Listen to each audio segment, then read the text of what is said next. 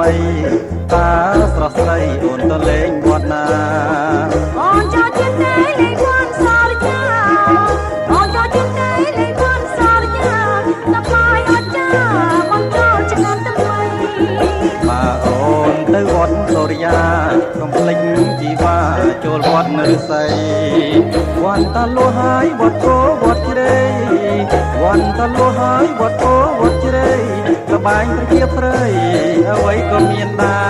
រអូនចង់រាំលេងតាមបាយកំសាន្តតែរាំជាមួយនឹងប្រុសស្នេហ៍បាញ់រត់ផងមកចូលចិត្តគៀនទេបាញ់រត់ផងមកចូលចិត្តគៀនទេដល់ពេលនេះខ្មែរគេមានខ្ញុំណាស់បងស្ម័គ្រតែរបៀបនឹងព្រមអញ្ចឹងសំលេះទេនួនល្អអ្នកប្រកងនៅខាងបានបងបងអ្នកប្រកងនៅខាងបានបងបងចាំរំភៀងបងសំដូចគ្នា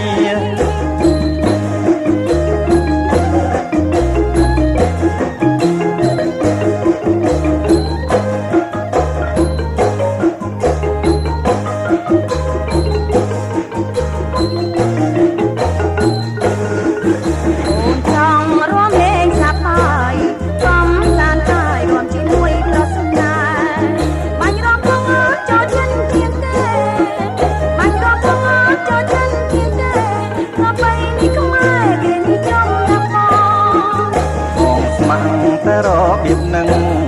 រំអញ្ចឹងសំលេះទេនួនល្អអ្នកក្រកងនៅខាងបានដំបងអ្នកក្រកងនៅខាងបានដំបងចេះរំភៀងផងសំដូចគ្នា